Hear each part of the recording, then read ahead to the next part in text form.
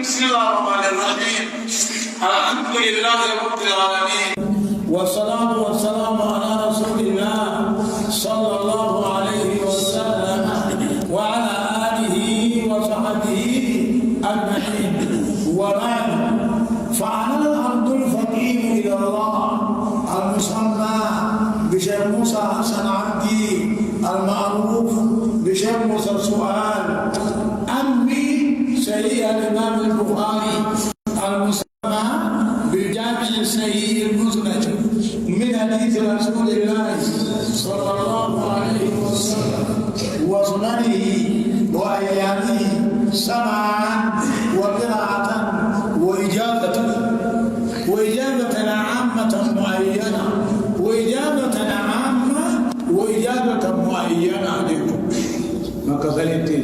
إجابة عامة أجزت لك مسموعاتي نمانيا، أجزت لك كتبي كلها.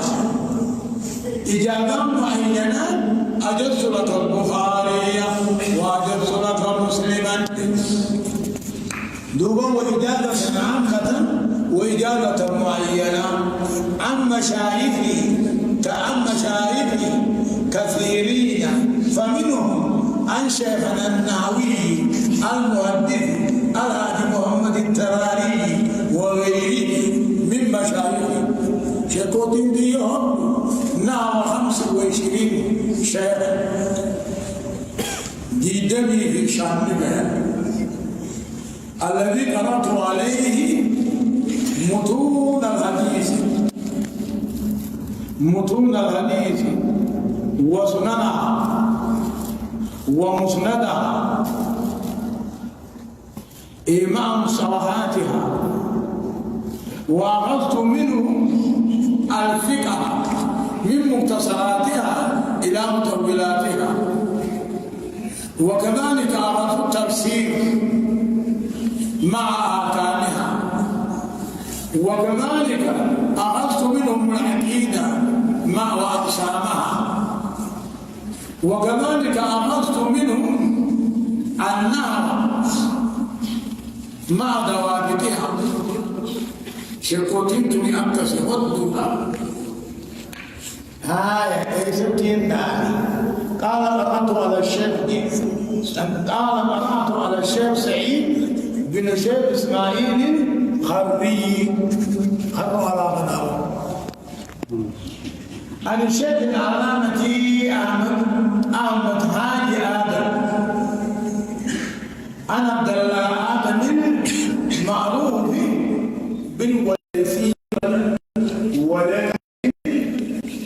بيوالله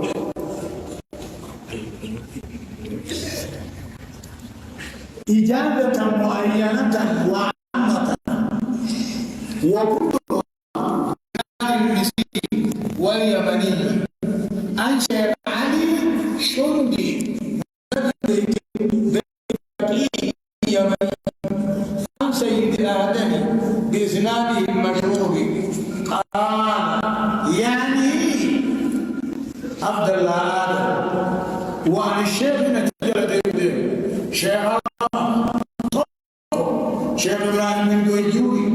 تقوموه كلها بإسناد المصري واليمني عن شيخ الشندي قد رجعت ومبوها بلوكم مسندة نامتهم أنهم كنت شيخوتي ولا عليه شيخوتي نوتو تنام دمركم نسمع أكتبين. وعن الشيخ إبراهيم البيجوري عن شيخنا عبد الله آدم الأروسي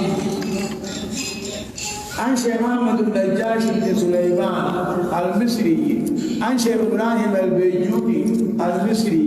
عن شيخ عبد الله الشرقاوي قال عبد الله بن آدم. ولنا سند رفع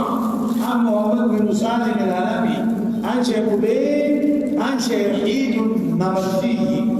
عن شيخ عبد الله بن سالم المصري عن شيخ محمد بن علاء الدين الباصري المصري الشافعي عن ابي النجاة سالم بن محمد الصهوري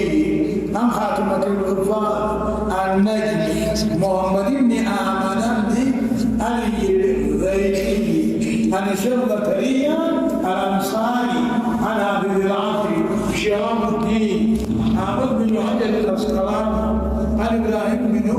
أحمد التنوخي عن أبي العباس أحمد بن أبي طالب الهجاني عن الحسين بن المبارك الزبيدي عن أبي الفضل عبد الأول بن عيسى بن شريح بن جبلي الهروي عن أبي الحسن عبد الرحمن بن محمد بن المظفر الفرقي عن أمير المؤمنين في الحديث الشيخ الإمام الحافظ أبي عبد الله محمد بن إسماعيل بن إبراهيم بن المغيرة البخاري رحمه الله تعالى. آمين. كتاب بدء الوحي. باب كيف كان بدء الوحي إلى رسول الله صلى الله عليه وسلم، وهذا هو المعروف. باب جواب كيف كان بدء الوحي معناه. باب جواب عربي ما بنانا. باب جواب كيف كان بدء الوحي إلى رسول الله صلى الله عليه وسلم، وقول الله جل ذكره إنا أوحينا إليك كما أوحينا إلى نوح والنبيين من بعده، وهذا هو المعروف. وبه قال حدثنا الحميدي عبد الله بن زبير قال حدثنا سفيان قال حدثنا يحيى بن سعيد الأنصاري قال أخبرني محمد بن إبراهيم التيمي أنه سمع علقمة بن وقاص الليثي يقول سمعت عمر بن الخطاب أي على المنبر قال سمعت رسول الله صلى الله عليه وسلم يقول إنما الأعمال بالنية. إنما اختلفت العلماء في هذه الحديث. قال الأئمة الثلاثة إنما صحة الأعمال بالنيات، وأما أبو حنيفة يقول إنما كمال الأعمال بالنية، وعند أبي حنيفة الأعمال تبتدأ بلا نية وتصير بالنية. فإن غالبا إن أبا حنيفة يخالف كثير من العلماء. إنما الأعمال بالنيات، إنما صحة الأعمال بالنية، وإنما لكل امرئ ما نوى. فمن كانت هجرته إلى دنيا يصيبها أو امرأة ينكحها فهجرته إلى ما هاجر إليه. فمن كانت هجرته إلى الله ورسوله فهجرته سيئة مقبولة مفوضة إلى الله ورسوله لئلا يتيد الشرط والجزاء. ومن كانت هجرته إلى امرأة ينكحها أو دنيا يصيبها فهجرته إلى ما هاجر إليه فهجرته غير صحيحة مفوضة إلى ما هاجر إليه، يعني لا ثواب له إلا ما هاجر له. سيقول الإمام مسلم رحمه الله تعالى بسم الله الرحمن الرحيم. الله يرحمك عليه بسم الله الرحمن الرحيم. عبد الله مثلا بسم الله الرحمن الرحيم. الحمد لله رب العالمين، والصلاة والسلام على رسوله الأمين وعلى آله وصحبه أجمعين. أما بعد، فأنا فقير إلى الله تعالى المصمم بالشيخ موسى الصرافي المعروف بالشيخ موسى سبحانه أروي سيد الإمام مسلم بن الحجاج رحمه الله تعالى. بسم الله الرحمن الرحيم. عن أروي سيد الإمام المسلم عن الشيخ حاجي محمد التراري وعن الشيخ إبراهيم الإرري كلاهما شيخ إبراهيم الإرري أما هم يجرى أدام الله بقاءه أما هم يجرى حقيقة أن يجرى ما لكن خلنا شيخنا أكم جاء يا شيخ أربي التوغان درودي أنت وشرا أربي يا خرّا يقولي كذي أخباري أنا شيخ سبحان شيخ راوديس ولا أربي مسيرة شيخ راوديس ما تقدر وشيخ راوديس ولا مين جاي أنا قالوا عن الشيخ هادي محمد التراري وعن الشيخ إبراهيم العرري كلاهما عن الشيخ سعيد بن شيخ إسماعيل الخري عن شيخ عبد الله بن آدم المعروف بالولينسي عن الشيخ أحمد بن سليمان المصري العروسي عن الشيخ إبراهيم البيجوري عن شيخ الإسلام عبد الله بن الحجار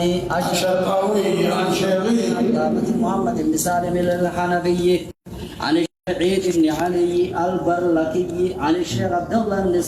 سالم بن عيسى بن محمد البصري الشافعي عن الشيخ محمد بن علاء الدين البابلي المصري الشافعي والله بالله تلكم وقال نبي النجا سالم بن محمد السنوري عن خاتمة الحفاظ النجم محمد بن أحمد بن علي الغيثي عن شيخ الإسلام الأنصاري عن الحافظ بن حجر الأسقلاني عن الحافظ عبد الرحيم عن النبي عن علاء الدين علي بن إبراهيم بن داود بن الحري عن العالم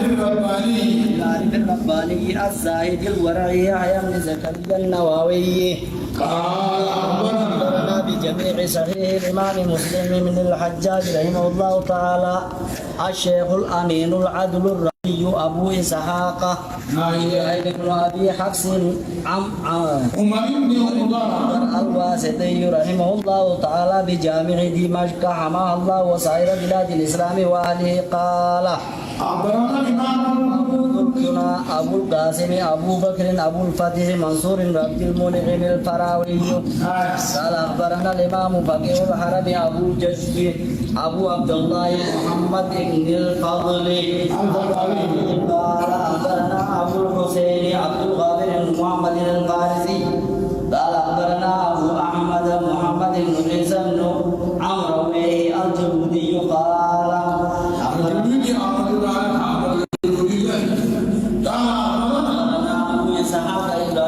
محمد بن سفيان الفقيه قال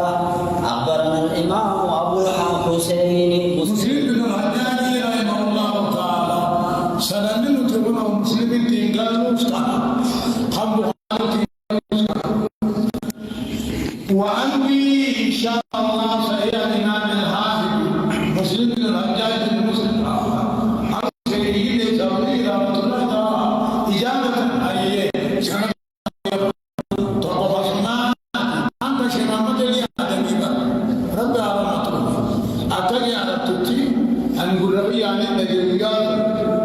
هو حبشي الأصل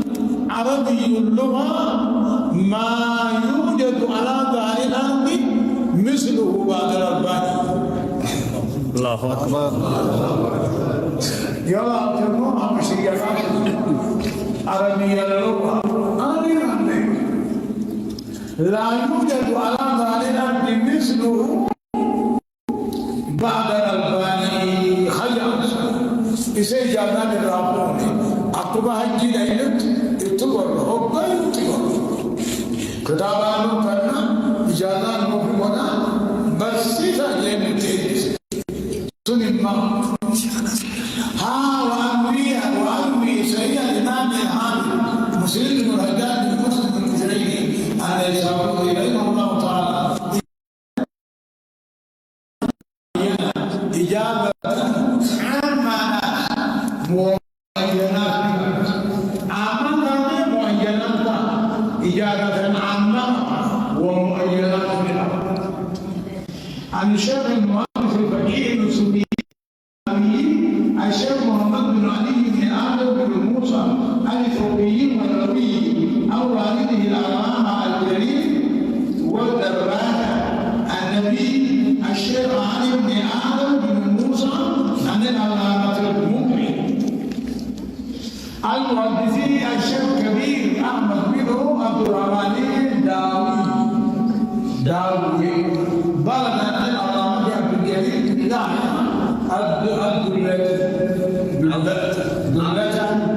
عن والده يحيى بن بشير الدلتي عن والده بشير الدلتي عن المفتي داود بن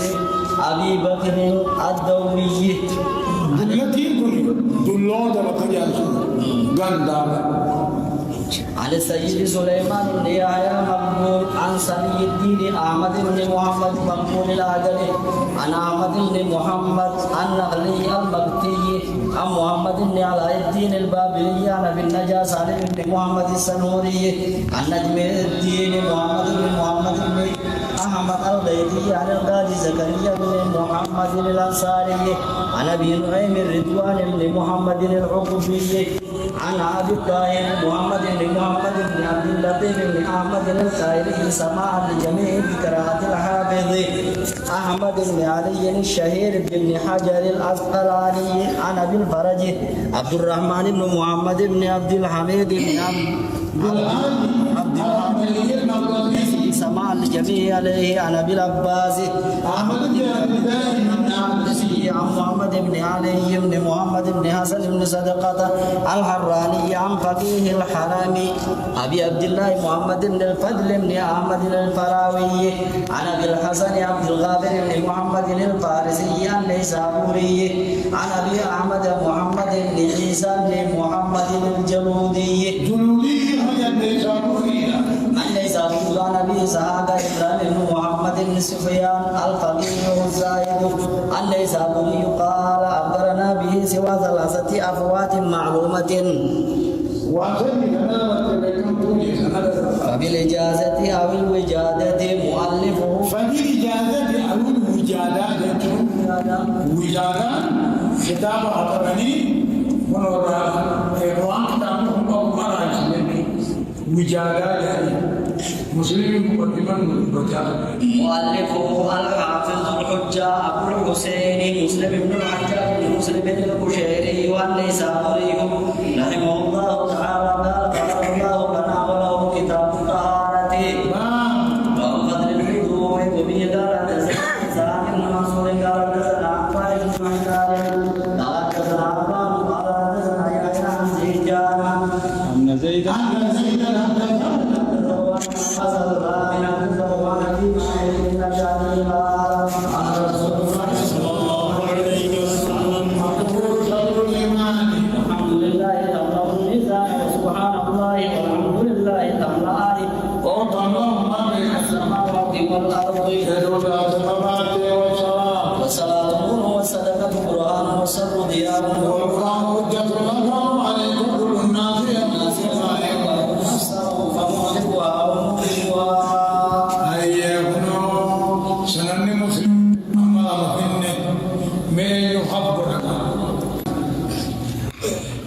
سننه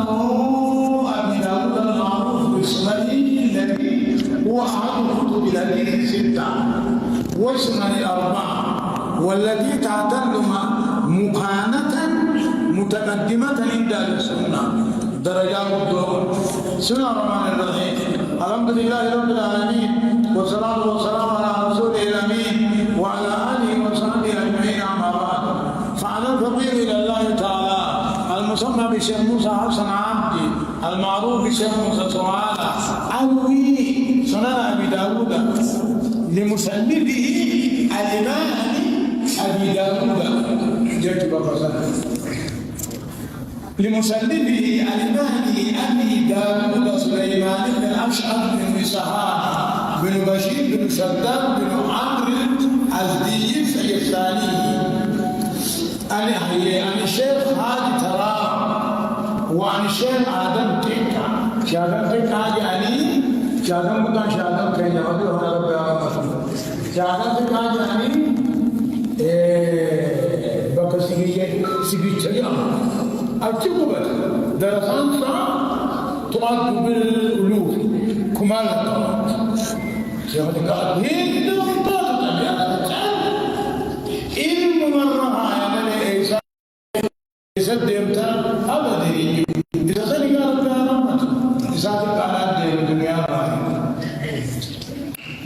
عن الشيخ علي أو داود الشيخ أحمد بن حاجر عن الشيخ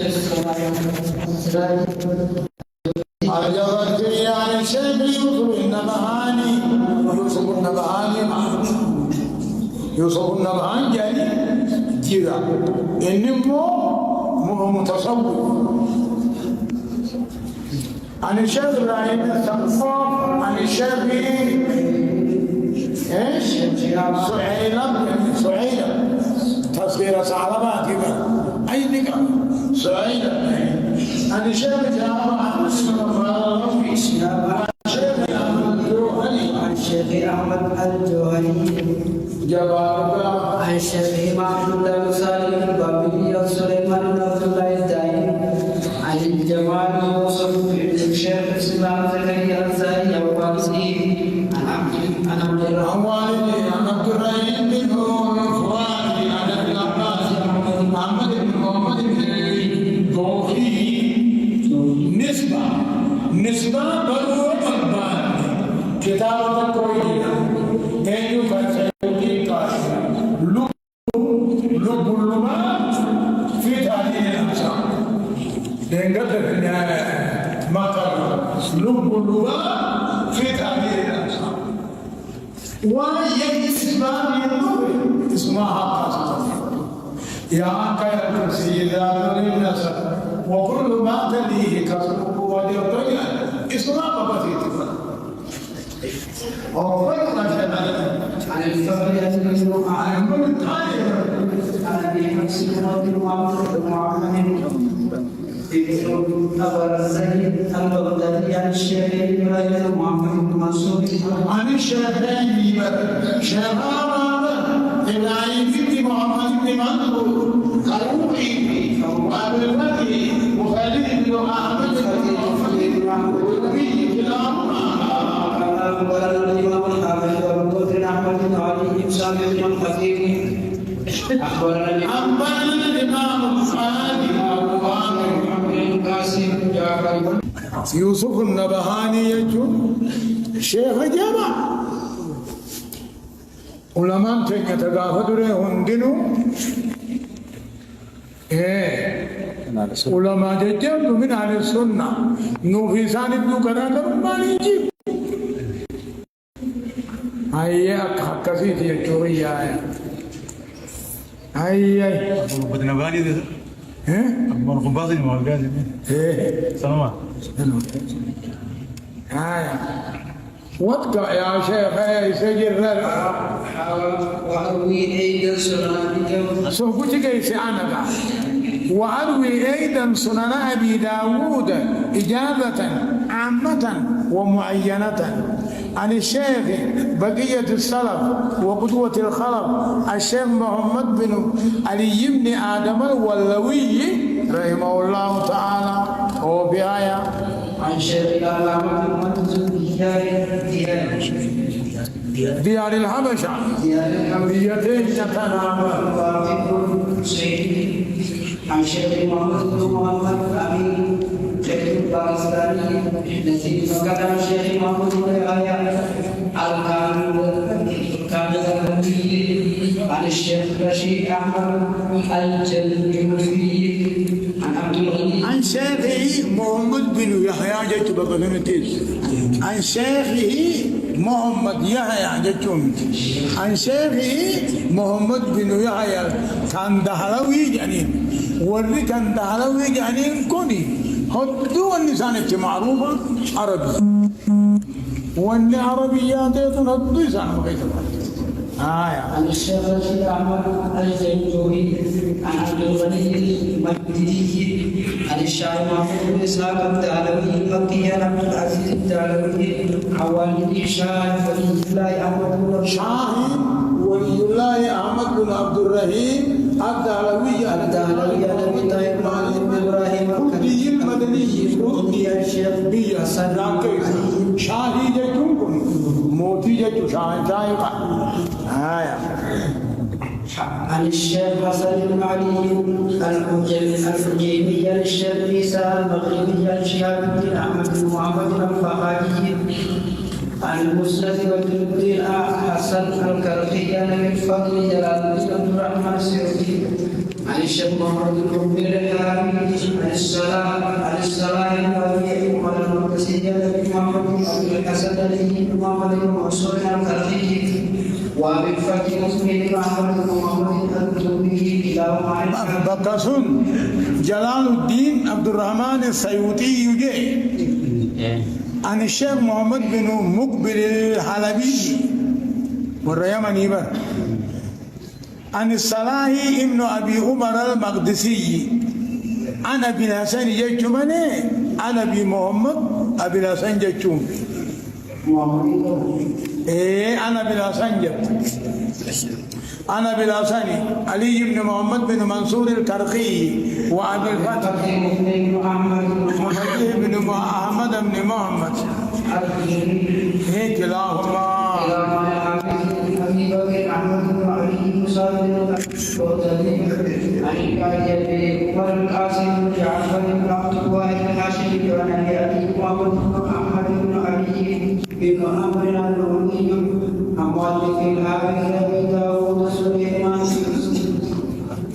الأشعث رحمه الله تعالى قال جمع أبواب صلاة الاستسقاء وتفريحها جمع أبواب صلاة الاستسقاء وتفريحها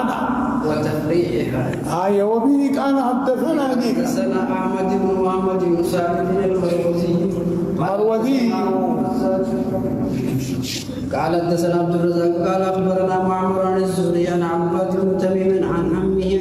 ان رسول الله صلى الله عليه وسلم صلى بالناس ليستسقي فصلى بهم ركعتين جهر بالقراءة فيهما وحول يداه ورفع يديه فدعا واستقبل القبلة. القسيمي أيما نمني برا كتاب جامع الترمذي المعروف بسنن الترمذي الذي هو أحد كتب الحديث الستة للإمام أبي عيسى محمد بن عيسى الترمذي المولود سنة كذا وكذا والمتوفى سنة كذا وكذا ويعتبره الترمذي من علماء أهل السنة والجماعة خامس كتب الحديث ستة كتاب ستانات شنف فارس أنا المدعو بشيخ موسى حسن عبدي المعروف بشيخ موسى سعالة أروي لكم سنن الترمذي عن شيخي الشيخ حاج محمد ترارة قراءة عليه وعلى غيره من مشايخه عن شيخي الشيخ سيد جيكم الشيخ سيد وفي الشيخ عبد الله والسيد سند المتصل منه إلى المعلق رحمه الله تعالى. أما فها وأروي لكم جامع الإمام الحافظ الحجة أبي عيسى محمد بن عيسى بن سورة بن موسى بن الضحاك السلمي الترمذي ولد كذا وكذا ومات في كذا وكذا جتوبا حريين محرمة لكن رحمه الله تعالى إجابة عامة ومعينة عن الشيخ البحر العلامة شيخ مريم كتبر محمد علي عدل هايا محمد بن علي بن الوكيل محمد عفى الله تعالى عنه مع الجهل وين غابته نابته علي بن آدم الولوي والله نابه الولوي الأرمي هاي أبي جامع الإمام الترمذي رحمه الله تعالى الشيخ علامة محمود بن رافع بسنده مذكور في سنن أبي داود إلى أبي طاهر الرشيد وهو يروي عن والده إبراهيم بن حسن الطلبي المدني عن الأزهري بن سلطان محمد الأمرزائي عن الشيخ أحمد بن قبيل الصدقي صباحي جانين عن النجم غيثي عن القاضي زكريا القاضي عن العز عبد الرحيم عن العز عبد الرحمن بن محمد بن فؤاد الطائري عن ابي حفص عمر بن حسن فرات مغينا على أبر فرات جيتشونغاري أنا إيراني القاهري من جولة سيبر أنا بحفص عمر بن حسن المراغي عن الفخر البخاري جلت سنيس بنومي عن الفخر البخاري عن عمر جلت سنيس عن معمر عن عمر بن طبرزد تبرد البغدادي التي فيه عبد الملك وعبد الله بن ابي سالم الحروي الطرفي عن ابي عامر محمود بن القاسم بن محمد الازدي وابي بكر عبد العزيز بن محمد الترياقي وابي بكر احمد بن عبد الصمد التاجري الغوري قالوا اخبرنا ابو محمد عبد الجبار ومحمد الجراحي المقضي عن ابن عباس محمد المحبوب المحبوبي المؤلف الحافظ الفكري ابي عيسى محمد بن عيسى بن سوره الترمذي رحمه الله تعالى. بسم الله الرحمن الرحيم. باب الجمعة. تلميذ قرأوا لهم تابع. باب في فضل يوم الجمعة. وفي قال حدثنا قتيبة قال حدثنا المغيرة بن عبد الرحمن عن ابي الزناد خرج نبي هريرة أن النبي صلى الله عليه وسلم قال خير يوم طلعت فيه شمس يوم الجمعة. في يوم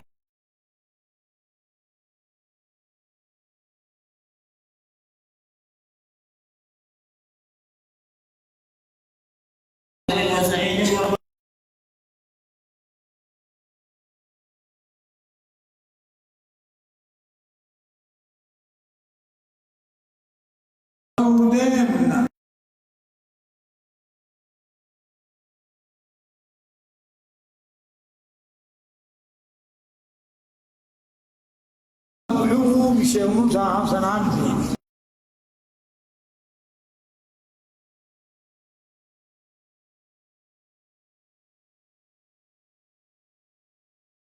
عارف بن الدينار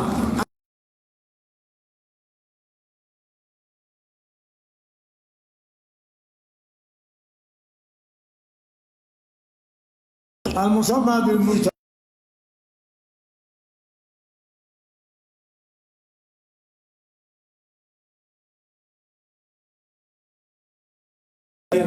عن الشيخ سعيد الشيخ اسماعيل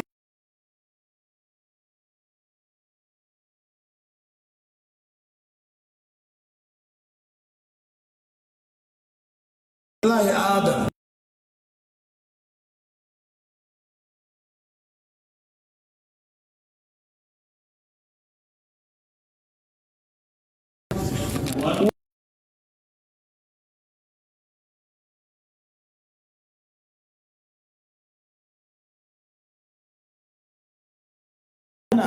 قال أن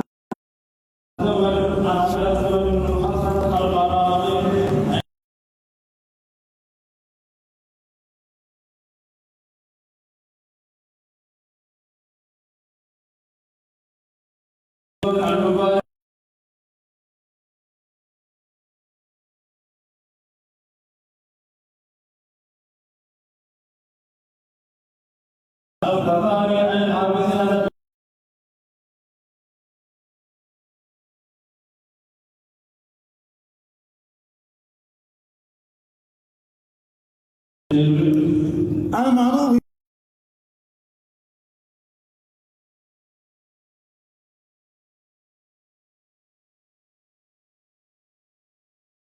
كتاب الصلاة رضي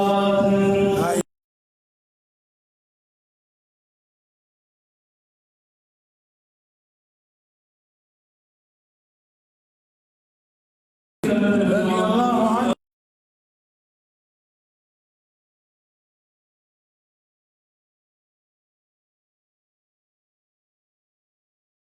ذخيرة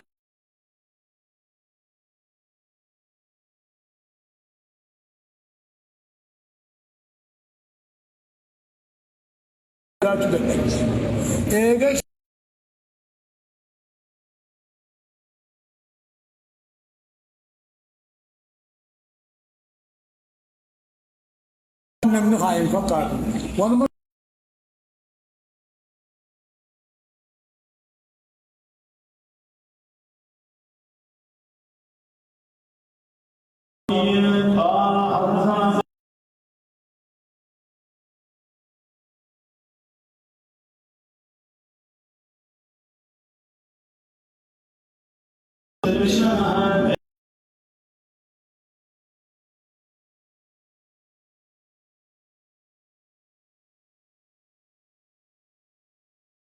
موسى كتب موسى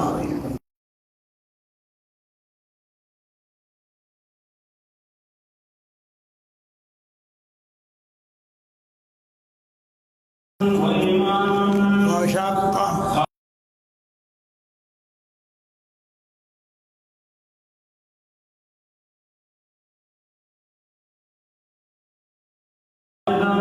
مرضا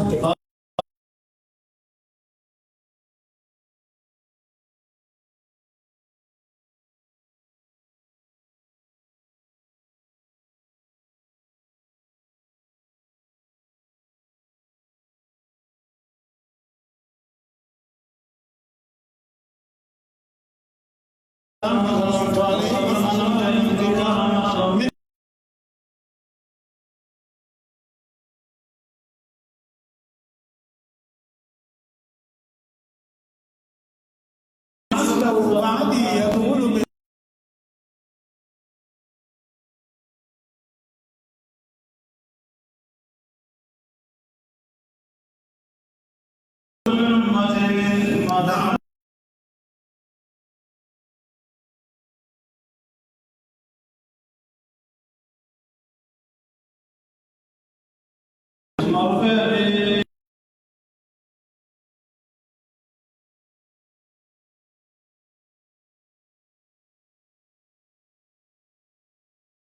في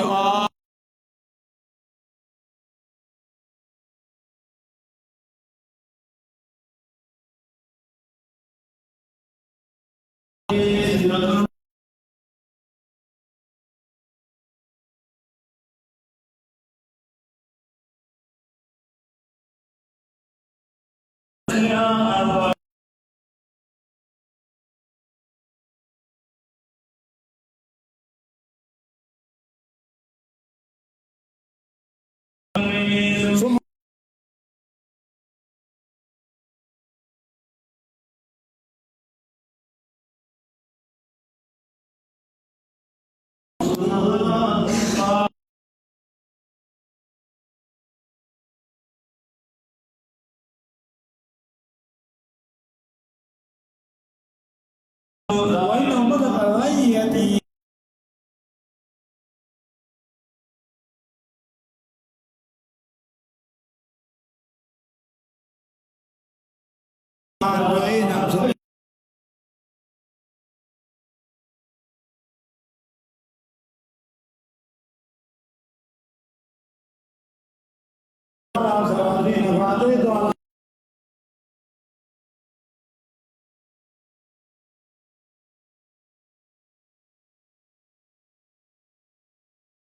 خمسة فاتيت على موسى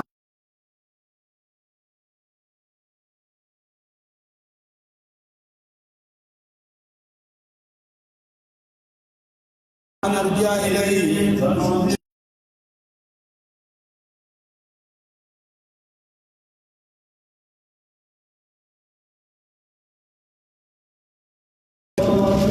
أفتكرون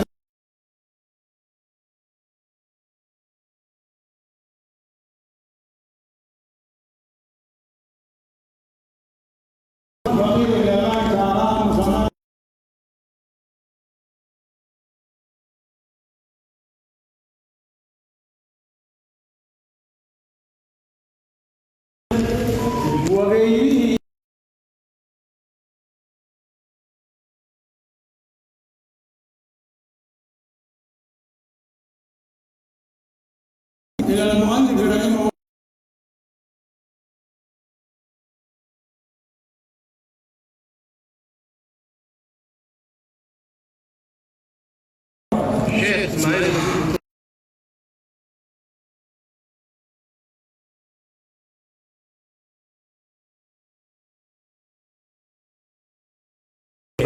وأهل سنن الإمام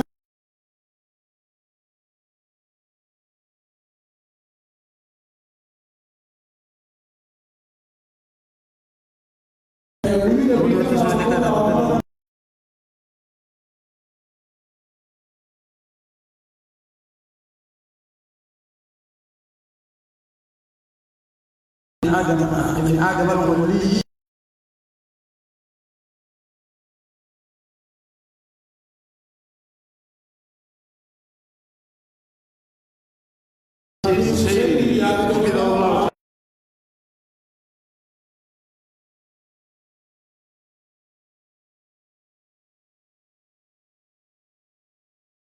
علي بن أبي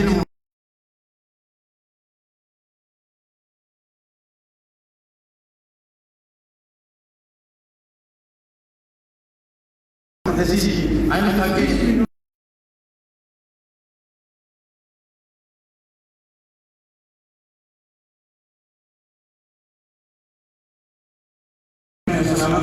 محل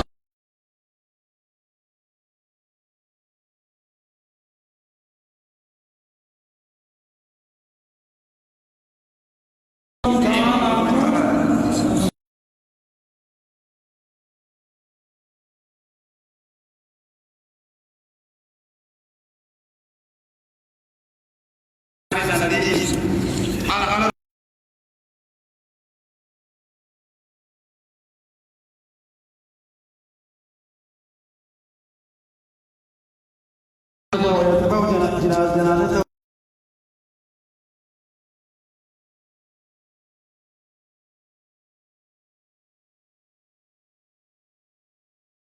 الله تعالى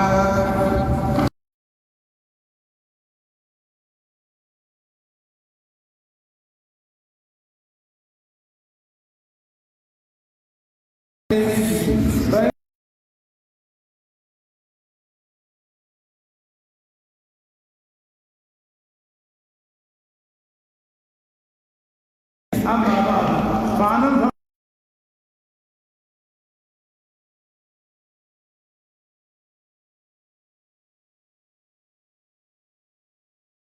الإمام مالك رحمه الله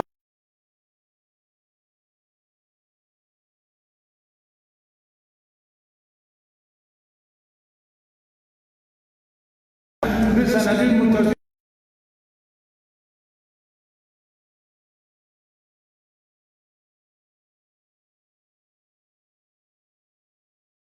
ولي مشايخي بسنة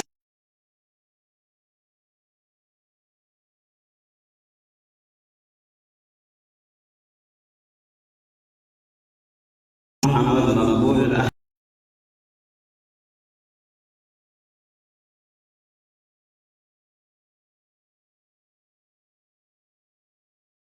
الذي نجا سالم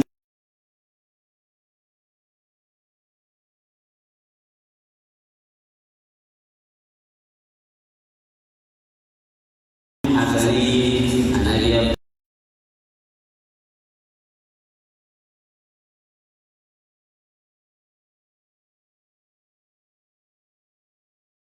أبي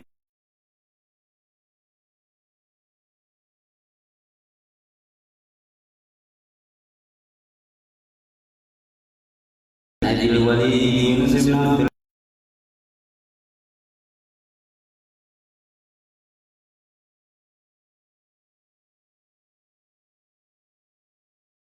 الليلي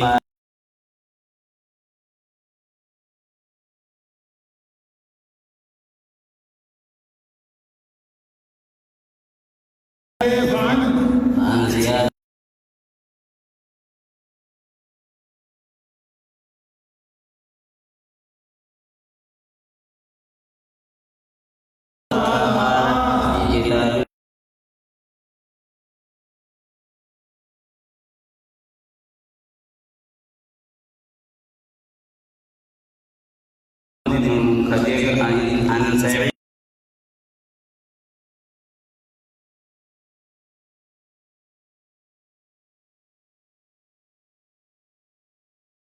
وسبق أن عائشة زوج النبي صلى الله عليه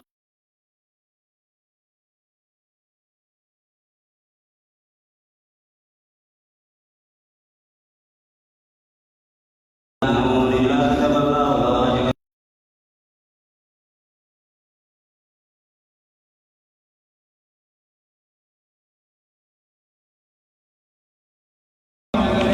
الحمد لله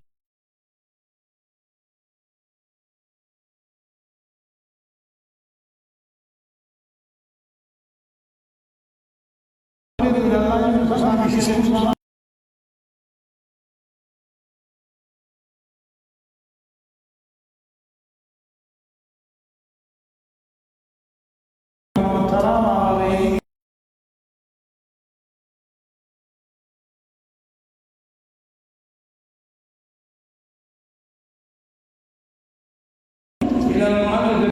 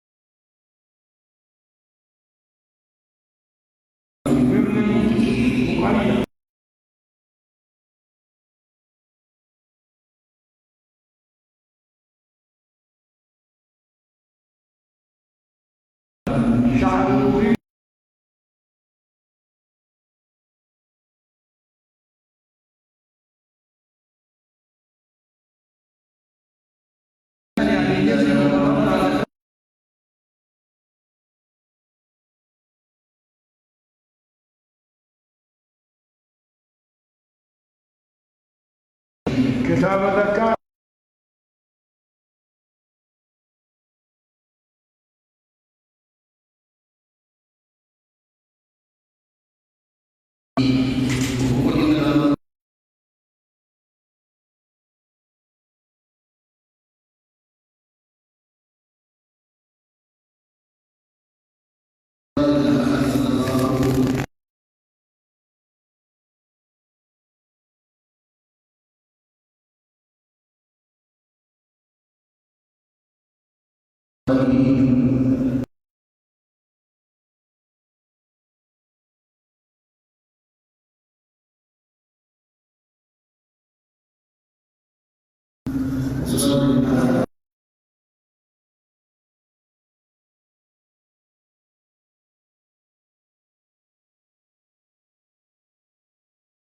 الحديث النبوي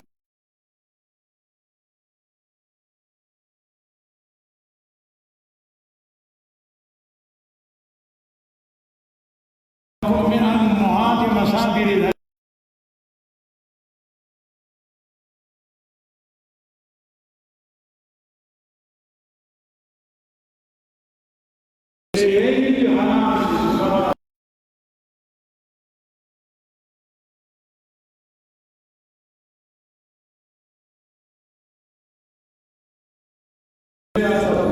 ولد في عام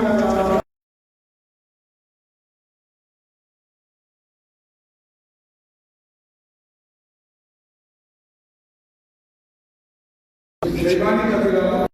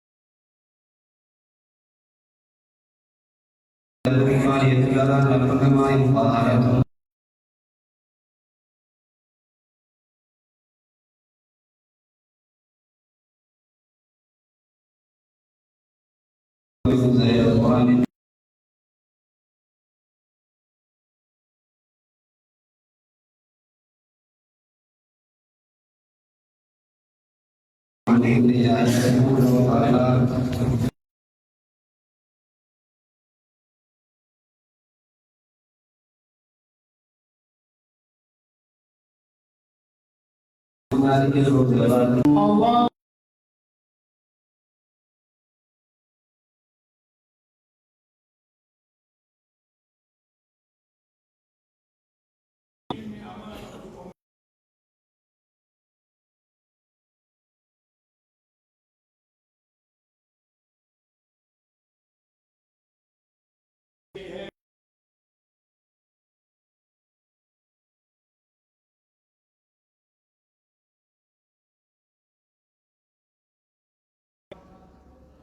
ajal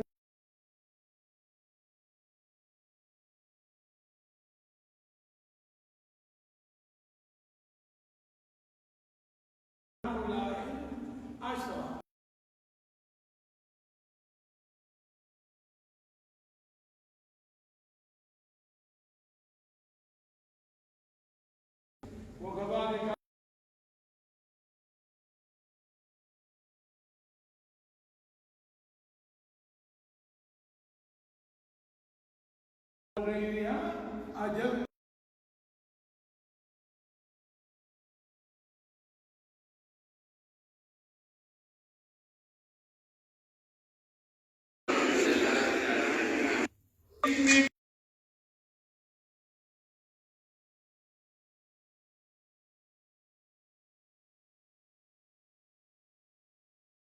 هذا برسول فلا في حال من جنة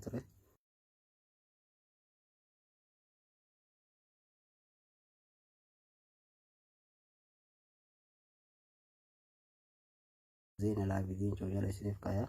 أشي جلا هردو فن ننتي سنسن يجور بعدين